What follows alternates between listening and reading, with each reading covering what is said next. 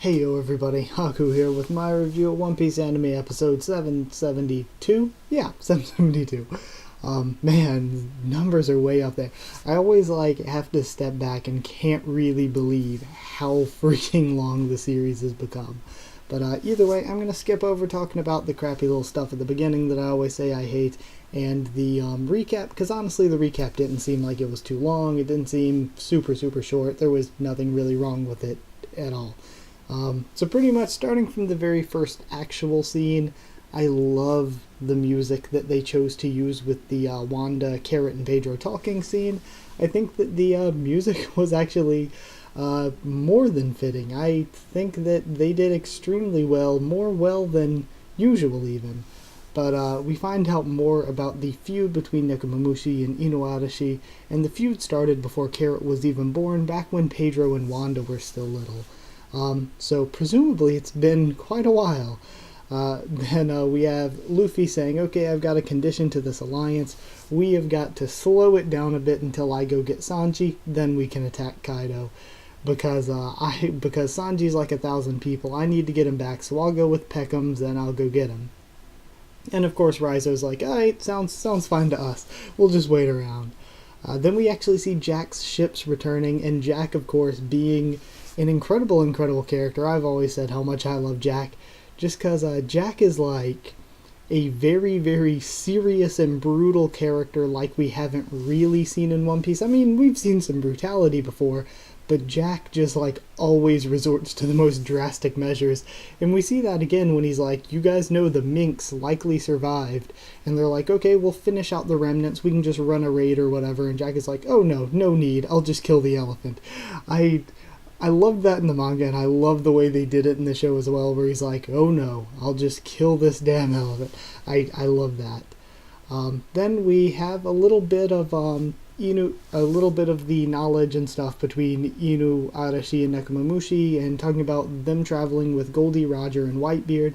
And I like how they didn't do this in the manga, but they had Usopp being like, oh crap, there's so much going on, I have to take notes. But I love that in the actual show, they went in and showed the notes to better explain, okay, they were traveling with Whitebeard, then they were recruited over to Goldie Roger, because that was a little bit vague and confusing in the manga, and I'm glad they cleared it up a lot more in the show.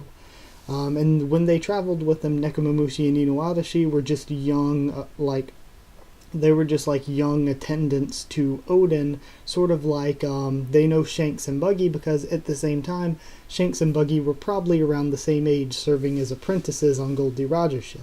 So I think that was really cool to see, and there were a lot of really beautiful sequences of them remembering their journey.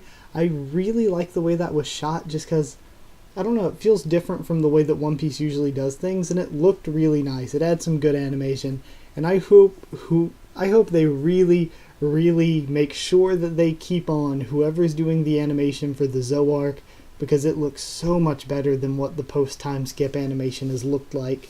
Just this arc looks so much better than what other post-time skip has looked like, especially Dressrosa.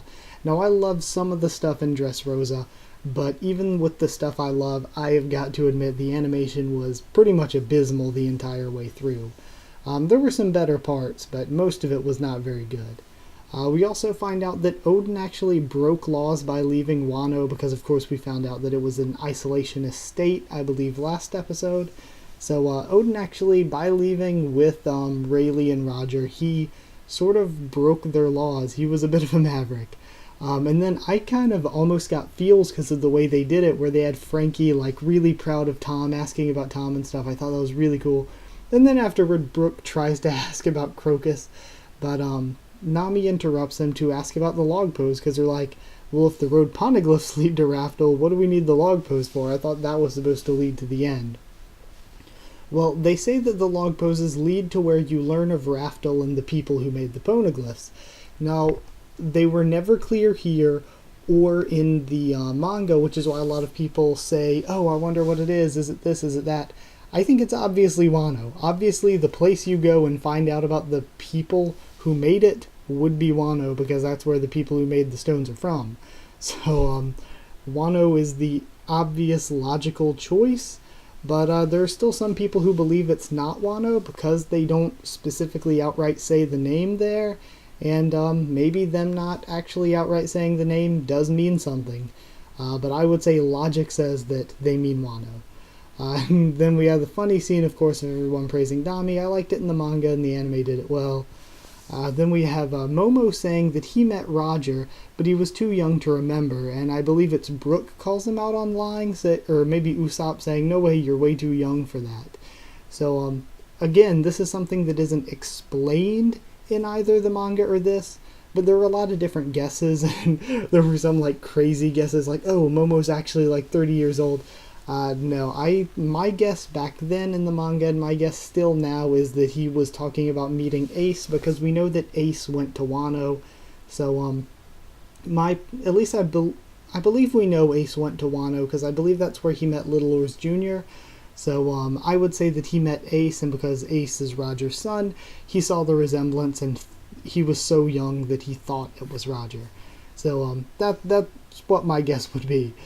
Now, the very, very end, we find out that their next step in their plan is to recruit Marco the Phoenix, which super, super hype, because Marco was at one point probably my favorite character. He's still way up there. He's probably still in, like, maybe my top 10, 15 characters of all time in One Piece. I friggin' love him. He was barely even in the story, honestly, and I just love Marco.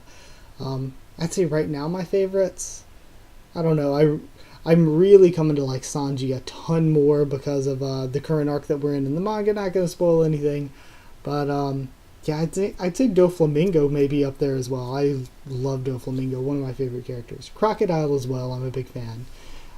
So yeah, that's it for this episode. In general, what I thought about the episode, I thought it was really damn good. I thought it looked nice. The music all the way through was woven in nicely. I really like the OST use. The animation was just very solid as well.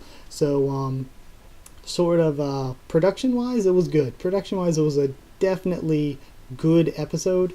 And when it comes to the actual story quality, I love the callbacks we had, all the information that was thrown on us. And some of the episodes I kind of gave mess scores to recently because I'm like, okay, it's just information. There's not really anything exciting or fun about it. But this presented the new information in a really fun way. So, yeah, I like the way they did this one. I have a lot of respect for how they did it, and I thought it was really enjoyable to watch. So overall, for a score, giving this one 8 log poses out of 10, and I believe that's it. So I'll be back. We have no manga chapter this week, but I'm going to be doing a lot of other videos. So since we're not having a manga chapter, I'm just not going to do any more One Piece videos until next week's anime review, and then we'll have the next manga live reaction and review whenever it happens. So yeah, that's it. Thank you so much for watching this video. Comment down there, tell me what you think of everything I said here, what you thought of the episode itself. What do you think? Do you think it is Wano that is at the end of the log pose? Do you believe also that Momonosuke saw Ace instead of Roger? Or is he just lying to seem cool like kids do sometimes? Either way, whatever. Subscribe for more One Piece and a bunch more. Follow on Twitter if you want, and I'll try to keep you updated there and stuff for the channel. That is it, so thank you once again for watching, and I'll see you all next time.